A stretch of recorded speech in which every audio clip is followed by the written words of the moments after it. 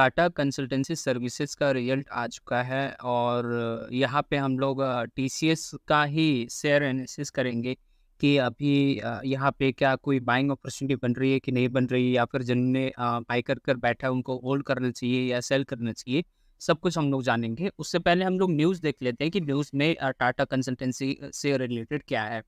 तो यहाँ पे 1 घंटे पहले मनी कंट्रोल ने बताया कि accumulate Tata consultancy services target of 4360 Prabhudas Lilladher. तो ठीक है, यहाँ पे एनालिस्ट हैं, उन्होंने बताया है कि 4360 का टारगेट आपको रख के चलना चाहिए और टाटा कंसल्टेंसी को एक्यूमुलेट करके चलना चाहिए, ये बताया गया। 2 घंटे पहले एमटी न्यूज़ वायर ने बताया कि Jefferies adjust Tata consultancies price target to 4030 from 4000 keeps at hold. तो जेफरी ने बोला है कि इसको अभी होल्ड करके चलना चाहिए और उनका टारगेट है 4030। नोमुरा 2 घंटे पहले एमटी न्यूज़ वायर नोमुरा ने एडजस्ट किया टाटा कंसल्टेंसी सर्विसेज का price target 3250 from 3160 keeps at reduce. ठीक है, तो नोमुरा कह रहे हैं कि इसको रिड्यूस करना चाहिए। ठीक है, बाकी 2 लोग कह रहे हैं इसको यहाँ पे होल्ड करना चाहिए या फिर एक्यूमुलेट करके चलना चाहिए।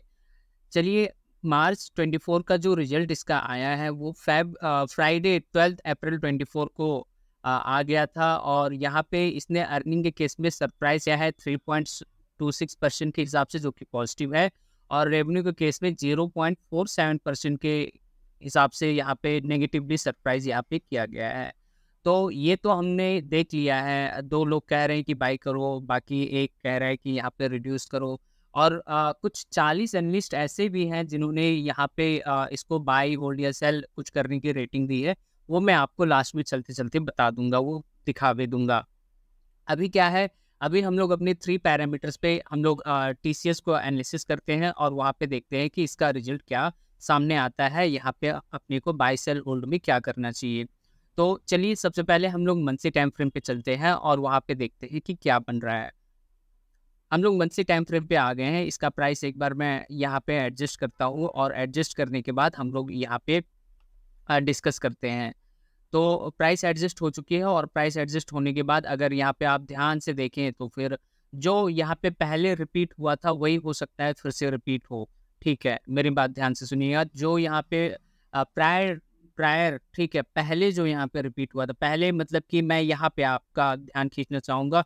अगर आप यहाँ पे ध्यान से देखें तो फिर यहाँ पे एक कहीं न कहीं जो है एक रेजिस्टेंस को इसने तोड़ा था और रेजिस्टेंस को तोड़ने के बाद जो है यहाँ पे काफ़ी अच्छा खासा यहाँ पे बुल रन यहाँ पे देखने को मिला था। तो अगर मैं बात करूँ यहाँ पे तो फिर आपको यहाँ पे दिखेगा कि प्राइस एकदम से ऊपर जाता है, वहाँ से रेजिस्टेंस लेता है, नीचे गिरता है, फिर सेम लेवल पे ऊपर जाता है, फिर रेजिस्टेंस को रिस्पेक्ट करता है, नीचे गिरता है, लेकिन इन नेक्स्ट बार जब यहाँ पे जाता है रेजिस्टेंस के लेवल पे, उसको तोड़ के ही ऊपर बढ़ता है। तो कहीं न कहीं मेरे ख़्याल से ये अभी इस लेवल पे भी वही काम करने वाला है। मैं आपको यहाँ पे शो कर देता हूँ कि कैसे यहाँ पे काम करेगा। तो एक रेजिस्टेंस लेवल तो ये है, रेजिस्टेंस लेवल ना कहें, हम लोग इसका रेजिस्टेंस एरिया ही यहाँ पे निकाल लेते हैं। तो इसका रेजिस्टेंस एरिया आपको यहाँ पे दिख रहा होगा 3900 टू 4100 के आसपास, इसका ये स्ट्रॉन्ग रेजिस्टेंस एरिया है। ठीक है, ये क्या है, इसका स्ट्रॉन्ग रेजिस्टेंस एरिया है। और अगर अगर लाइन ब्रेक होता है, ये लाइन के ऊपर अगर मंथली टाइम फ्रेम पे क्लोज होता है तो ऑफ कोर्स वहाँ पे एक अच्छा खासा बाइंग अपॉर्चुनिटी बन सकता है। अगर आप इसको बहुत ही ध्यान से देखें तो फिर एक कहीं न कहीं यहाँ पे इन्वर्स हेड एंड शोल्डर भी यहाँ पे बन रहा है, वो मैं आपको एक बार शो कर देता हूँ, ध्यान से देखिएगा। तो inverse head and shoulder price जो है ऊपर जाता है, ऊपर जाने के बाद ये जो है वहाँ से रिवर्स करता है, फिर ऊपर जाता है, ठीक है। तो ये एक इसका शोल्डर हो गया, फिर वहाँ से एकदम से बड़ा-सा ये हेड यहाँ पे बनाता है। ये हेड बनाने के बाद कहीं न कहीं अभी हो सकता है कि यहाँ पे छोटा, बहुत छोटा जो शोल्डर बनाए, या फिर यही जो इस मंथ का, अप्रैल मंथ का ये कैंडल है, यही ऊपर जाके क्लोज़ कर दे। तो अगर एज़ सच ऐसा होता है टीसीएस में, क्योंकि इसका रिज़ल्ट भी सही है और ठीक है, 40 एनालिस्ट का भी अच्छा खासा यहाँ पे रिव्यू है, तो फिर हो सकता है अगर मंथली टाइम फ्रेम पे मान के चलिए कि अगर 4100 के ऊपर ग्रीन कैंडल क्लोज करता है तो ऑफ कोर्स वो एक अच्छा खासा बाइंग अपॉर्चुनिटी हो सकता है। अगर ऐसा हुआ तो फिर वहाँ पे टारगेट क्या होना चाहिए और वहाँ पे अपना जो है स्टॉप लॉस क्या होना चाहिए, उसकी बात कर लेते हैं। अगर ऐसा होता है तो वहाँ पे आपको अपना स्टॉप लॉस जो है 3320 के हिसाब से, यानी कि 3300 आपको अपना स्टॉप लॉस रखना चाहिए। और टारगेट यहाँ पे कुछ कहा नहीं जा सकता है। टारगेट में आप जो है यहाँ पे ये जो आपको ब्लू लाइन दिख रहा है जो कि 10 ईएमए है, मंथली टाइम फ्रेम में, इसलिए 10 ईएमए मंथली टाइम फ्रेम के हिसाब से इसके नीचे जब तक क्लोज नहीं करेगा मंथली टाइम फ्रेम पे, आप यहाँ पे इसको राइट करते रहेंगे। जब इसको क्लोज कर देगा आप यहाँ से एग्जिट कर लेंगे। तो ये हमने अब बात की मंथली टाइम फ्रेम पे। एक बार हम लोग चलते हैं वीकली टाइम फ्रेम पे, वहाँ पे भी देखते हैं कि क्या हो रहा है यहाँ पे। तो सबसे पहले यहाँ पे रेस क्या करना है, यहाँ पे साफ साफ आपको दिख ही रहा है कि कितने अच्छे से यहाँ पे आपको यहाँ पे समझ में आ रहा है कि एक जो है यहाँ पे शोल्डर बना, उसके बाद ये बहुत ही बड़ा यहाँ पे इसका हेड बना, और अभी जो है कहीं ना कहीं ये शोल्डर का काम कर रहा है। तो ऑफ कोर्स यहाँ पे एक अच्छा खासा बाइंग अपॉर्चुनिटी आ सकता है इस हफ्ते। थोड़ा सा वॉर के चलते थोड़ा सा आप वेट कर लीजिए। अगर ये इस हफ्ते ग्रीन में आ जाते तो ऑफ कोर्स यही से आप यहाँ पे इसको बाई कर सकते हैं। और इसका स्टॉप लॉस और टारगेट मैं अभी आपको यहाँ पे बता देता हूँ। तो स्टॉप लॉस यहाँ पे जो होना चाहिए आपका, वो कम से कम कहीं ना कहीं आप जो है यहाँ पे स्टॉप लॉस 3350 के हिसाब से आप यहाँ पे स्टॉप लॉस रख के चलेंगे। और आपका जो यहाँ पे टारगेट होगा वो टारगेट होगा 20 ईएमए। ठीक है, 21 ईएमए मतलब ये जो ग्रीन लाइन दिख रहा है आपको, इस ग्रीन लाइन के ऊपर ये जब तक जाएगा तब तक आप इसको राइट करेंगे, प्रॉफिट देखेंगे। और जब ये एग्जिट उस green line W weekly time frame पे अगर नीचे आ जाता है तो फिर आप एग्जिट कर देंगे, वहाँ से निकल जाएंगे। तो ये हमने वीकली टाइम फ्रेम पे भी बात कर ली। अब हम लोग चलते हैं एक बार डेली टाइम फ्रेम पे, और वहाँ पे भी एक अच्छा देख लेते हैं कि क्या वहाँ पे क्या अपॉर्चुनिटी बनती है। तो सबसे पहले मैं यहाँ पे जो भी ड्राइंग किया गया था उसको मैं इरेज करता हूँ और फिर आगे बढ़ते हैं। तो अगर यहाँ पे ध्यान से देखिए, मूविंग एवरेज भी अगर देखिए जो कि ब्लू जो है 10 ईएमए है, ये ग्रीन जो है वो 21 ईएमए है, रेड लाइन 50 एसएमए है, 100 ये येलो जो है 100 एसएमए है, और ये जो ब्लैक जो है वो 200 एसएमए है। तो कहीं ना कहीं आपको अभी ये जो 50 एसएमए है वो कहीं ना कहीं रिजेक्शन दिखा रहा है। तो मेरा मानना यही रहेगा कि जब तक इस रेड लाइन के ऊपर यानी कि 50 एसएमए के ऊपर क्लोज ना कर दे तब तक डेली टाइम फ्रेम पे मेरे ख्याल से बाइंग करना सही नहीं रहेगा। अब बाकी आपकी मर्जी। तो अगर ये इसके ऊपर क्लोज करता है, ठीक है, इसके ऊपर क्लोज करता है यानी कल परसों नर्सरी जब भी क्लोज करे तो वहाँ पे एक अच्छा खासा बाइंग अपॉर्चुनिटी हो सकता है। अगर ऐसा होता है तो फिर आपका स्टॉप लॉस क्या होना चाहिए और टारगेट क्या होना चाहिए वो समझ लेते हैं। आपका स्टॉप लॉस यहाँ पे जो होना चाहिए वो है 3778 यानी 3775 आप मान के चलिए। ये आपका डेली टाइम फ्रेम पे स्टॉप लॉस होना चाहिए। और आपका टारगेट जो होना चाहिए, आप 50 एसएमए को राइट करेंगे। इस 50 एसएमए के ऊपर जब तक है तब तक राइट करना है, और वहाँ से नीचे गया तो फिर वहाँ से एग्जिट कर देना है। मैं यहाँ पे टीसीएस में सभी टारगेट जो है वो मूविंग एवरेज के बेसिस पे क्यों दे रहा हूँ, क्योंकि यहाँ पे ठीक है, मुझे कहीं ना कहीं लगता है कि ये अच्छा खासा ट्रेंड आने वाले फ्यूचर में हो सकता है पकड़ ले। तो हम लोगों का जो प्रॉफिट है वो एक ही में लिमिट ना हो जाए, उसके लिए यहाँ पे आपको ये मूविंग एवरेज बताया गया है। तो ये हम लोगों ने पूरी बात कर ली monthly, weekly and daily time frame पे। अब हम लोग चलते हैं फंडामेंटल पे, और फंडामेंटल पे भी डिस्कस कर लेते हैं टीसीएस का। बट डिस्कस करने से पहले रिक्वेस्ट एक ही है, चैनल का कंटेंट अगर आपको पसंद आ रहा है तो चैनल को सब्सक्राइब करिए, वीडियो लाइक करिए और ज़्यादा से ज़्यादा शेयर जरूर करिए। चलिए, टीसीएस में हम लोग आ चुके हैं। यहाँ पे अगर इसका करंट प्राइस देखें तो 3942 है।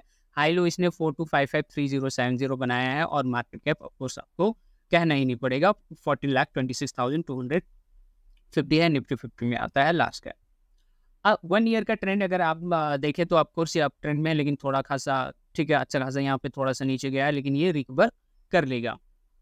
3 इयर्स में अगर हम लोग देखें तो 3 इयर्स में भी एक कहीं न कहीं आपको बहुत ही अच्छा यहाँ पे इन्वर्स हेड एंड शोल्डर यहाँ पे दिख रहा होगा 3 इयर्स में। 5 इयर्स में भी अगर हम लोग बात करें तो 5 इयर्स में भी कहीं न कहीं वो एक बेस पैटर्न बनाया था, और अभी जो है ये ऊपर ही चल रहा है। तो चलिए नीचे एक बार देखते हैं इसका जो है प्रॉस एंड कॉन्स क्या है। प्रॉस में कंपनी डेट फ्री है, कंपनी का रिटर्न ऑन इक्विटी बहुत अच्छा है 3 साल में, जो कि 47.4% के हिसाब से है। कंपनी जो है हेल्दी डिविडेंड पे आउट कर रही है जो कि 66.2% है, ये बहुत अच्छा होता है। कॉन्स में अगर हम लोग बात करें तो ये स्टॉक अपने बुक वैल्यू से महंगा है 15.9 टाइम्स के हिसाब से, और कंपनी ने पुअर सेल्स ग्रोथ दिखाया जो कि 10.5% है पिछले 5 सालों में। वर्किंग कैपिटल इसका इंक्रीज हुआ है 50.8 डेज से 83.5 डेज, ये थोड़ा नेगेटिव है। ईयर कंपेरिजन में अगर हम लोग करें तो सेक्टर्स का आईटी सॉफ्टवेयर है और इंडस्ट्री कंप्यूटर सॉफ्टवेयर लार्ज में है, और ये अपने पीयर मीन्स अपने सेक्टर का ये लीडर है, यानी रैंक 1 में आता है टीसीएस। उसके बाद इन्फोसिस, फिर एचसीएल टेक्टो, फिर फोर्थ में विप्रो आता है।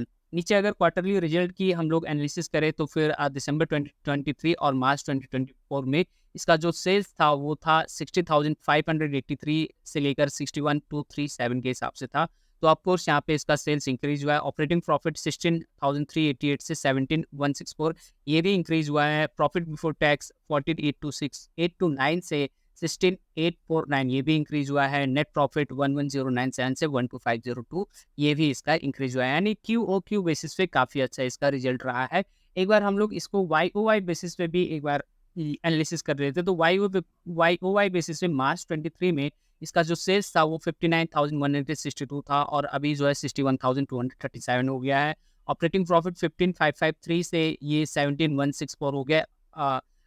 15,553 नहीं था, सॉरी, यहाँ पे मार्च 2023 का देखना था। 15,774 से ये 17,164 हो गया, यानी ये भी इसका इंक्रीज हुआ है। पीबीटी जो है यहाँ पे आपका 50,391 से 16,849 अगेन इंक्रीज। नेट प्रॉफिट 11,436 से 12,502 अगेन इंक्रीज, यानी कि YOY बेसिस पे इसका फाइनेंशियल रिजल्ट काफ़ी अच्छा है और QOQ बेसिस पे इसका फाइनेंशियल रिजल्ट काफ़ी अच्छा है। अब PNL आप देख लीजिएगा। एक बार चलते हैं यहाँ पे FII DI डेटा क्या कह रही है वो एक बार देख लेते हैं। तो शेयर होल्डिंग पैटर्न में हम लोग आ चुके हैं। प्रोमोटर्स अगर हम लोग देखें तो 72.30 से ये 72.41 हुआ है, यानी कि इसके जो प्रमोटर हैं वो अपना स्टेक बढ़ाएं। तो जब भी प्रमोटर अपना स्टेक बढ़ाते हैं तो वहाँ पे एक और विश्वास अपने को बढ़ जाता है। FII 12.47 से 12.46 यानी 0.01% के हिसाब से घटा है। DII में 10.01 से 10.03 यानी 0.02% के हिसाब से बढ़ा है। अब गवर्नमेंट 0.05 से 0.05 सेम है। पब्लिक 5.17 से 5.03 पब्लिक का स्टेक यहाँ पे घटा है। तो अगर तीनों पैरामीटर्स पे हम लोग बात करें तो तीनों पैरामीटर्स पे यहाँ पे अच्छी खासी बाइंग अपॉर्चुनिटी आ सकती है। फंडामेंटल काफ़ी अच्छा है। शेयर होल्डिंग पैटर्न भी यहाँ पे काफ़ी सुधरा हुआ दिखता है। तो ऑफ कोर्स यहाँ पे एक बाइंग अपॉर्चुनिटी दिख सकता है, लेकिन वो बाइंग अपॉर्चुनिटी आपको तभी लेनी है जब अपना जो टेक्निकल एनालिसिस का पैरामीटर है वो मीट करे, तभी यहाँ पे लिया जा सकता है। स्ट्रिक्टली अपने को टारगेट और स्टॉप लॉस को फॉलो करना पड़ेगा। मैं बात कर रहा था कि 40 कुछ एनालिस्ट ऐसे हैं जिन्होंने यहाँ पे प्रिडिक्ट की है कि वहाँ पे बाय सेल होल्ड क्या करना चाहिए, ये बताया है। तो एक बार चलते हैं वहाँ पे, देख लेते हैं कि ये जो 40 एनालिस्ट हैं वो क्या कह रहे हैं। तो उसका भी मैं आपको एक बार दिखा देता हूँ कि 40 एनालिस्ट TCS के बारे में ये लोग क्या कह रहे हैं। ठीक है, तो हम लोग चलते हैं फोरकास्टिंग में चलते हैं और यहाँ पे एक बार देख लेते हैं। तो फोरकास्टिंग में हम लोग आ चुके हैं और यहाँ पे प्राइस टारगेट बताया जा रहा है 4184.65। The 40 analyst offering 1 year price forecast for Tata consultancy services have a max estimate of 4787। तो जो सबसे हाई एस्टिमेट है, मैक्सिमम एस्टिमेट है, वो इन लोग का 4787 का है और जो मिनिमम एस्टिमेट है वो 3040, यानी ये मिनिमम को स्टॉप लॉस मान के चलिए, इसको 4787 को टारगेट मान के भी आप यहाँ पे चल सकते हैं। इसको अगर हम लोग नीचे स्क्रॉल करके जाएं, नीचे देखें तो यहाँ पे बोला जा रहा है कि based on 43 analyst giving stock rating to Tata consultancy services in the past 3 month, पिछले 3 महीनों से ये लोग रेटिंग दे रहे हैं। तो स्ट्रॉन्ग बाई में 17 लोग हैं, 17 एनालिस्ट हैं, बाई 10 एनालिस्ट हैं, होल्ड करने के लिए 8 लोग कह रहे हैं, सेल करने के लिए 3 लोग कह रहे हैं और स्ट्रॉन्ग सेल करने के लिए 5 लोग कह रहे हैं। और ओवरऑल इसका जो रेटिंग है वो बाई में है। बाकी अब डिसीजन आपको यहाँ पे लेना है। तो ये था TCS का कंप्लीट एनालिसिस। होप सो आपको एनालिसिस यहाँ पे पसंद आया होगा, डिसीजन लेने में आपको मदद होगी। ध्यान रहे मैं कोई से भी रजिस्टर्ड एडवाइज़र नहीं हूँ यहाँ पे, ये सिर्फ मेरा ओपिनियन है। मेरा ओपिनियन आपसे, आपके ओपिनियन से, आपके एनालिसिस से डिफरेंट हो सकता है। और यहाँ पे आपको अपना पोर्टफोलियो डाइवर्सिफाई करके चलना पड़ेगा, रिस्क को मैनेज करके चलना पड़ेगा। वॉर का सिचुएशन है, कुछ भी हो सकता है। और ये भी ध्यान रहे कि किसी के टिप्स, कॉल्स, रिकमेंडेशन पे भरोसा तो कभी भी नहीं करना है। बाकी आपने इतना समय दिया उसके लिए थैंक यू वेरी मच।